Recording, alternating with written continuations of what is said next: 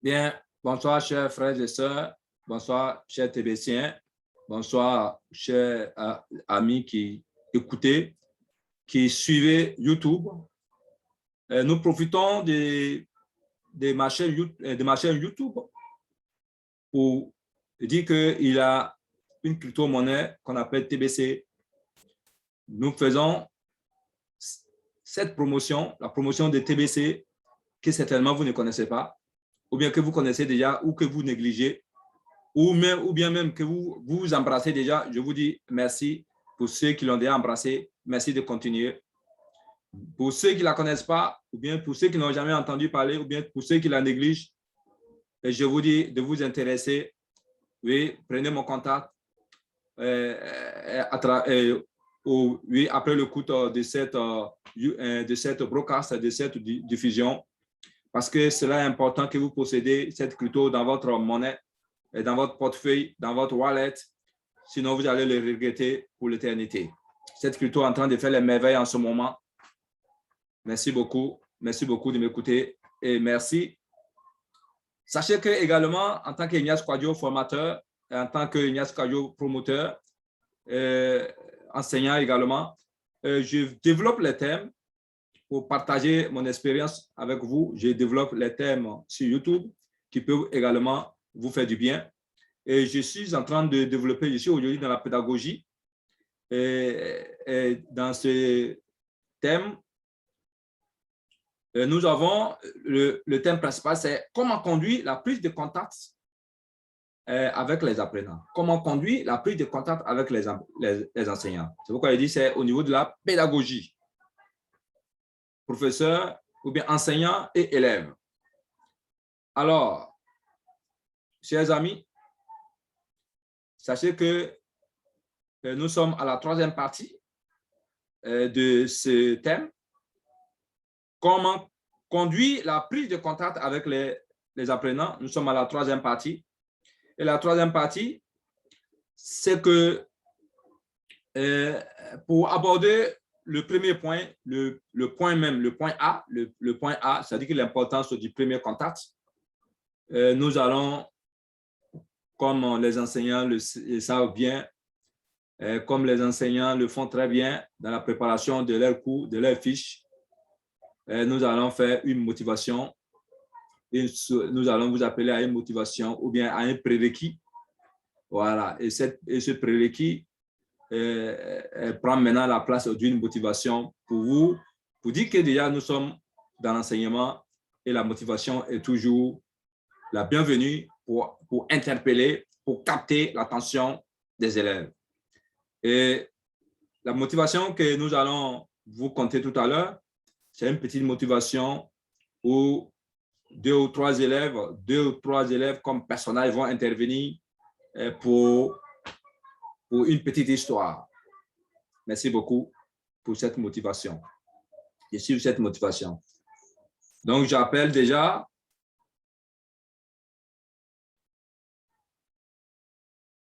c'est ce que j'ai dit déjà. J'appelle déjà le dialogue 1. Dialogue 1. Nous proposons pour commencer de suivre ce dialogue sketch qui nous donne une idée des représentations des apprenants sur leurs enseignants après les premières prises de contact.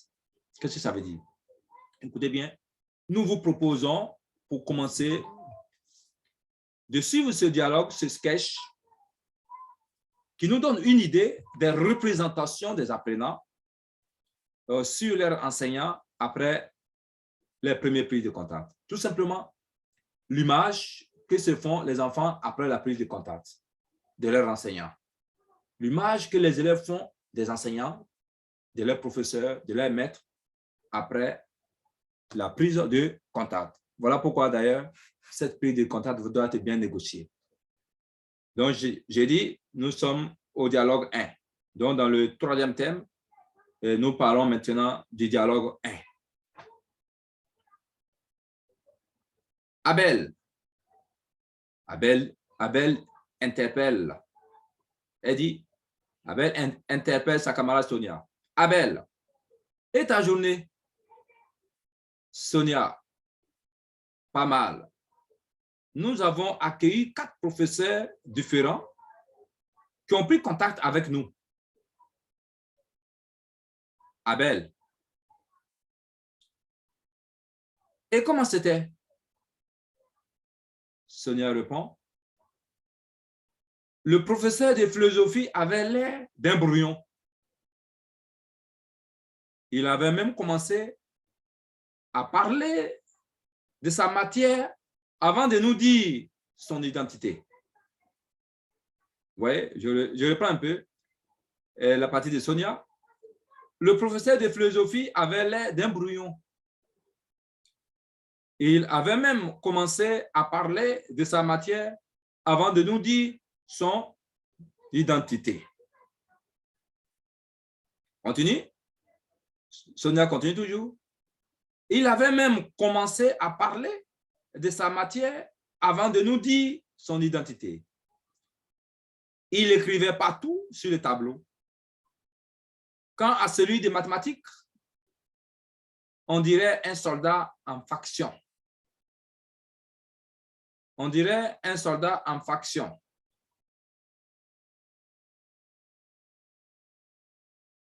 Pas le moindre sourire. Toi-même, tu imagines la suite pour une matière déjà difficile en soi. C'est-à-dire que pour une matière déjà difficile à comprendre. Lui-même a dit qu'on l'appelle Zorro. Lui-même a dit qu'on l'appelle Zorro. Donc, chers auditeurs, voilà le dialogue 1 qui est présenté.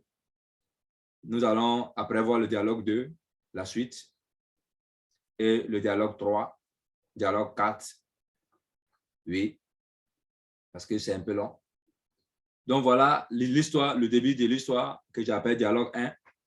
Donc, merci beaucoup, chers auditeurs, vous qui venez d'écouter cette histoire.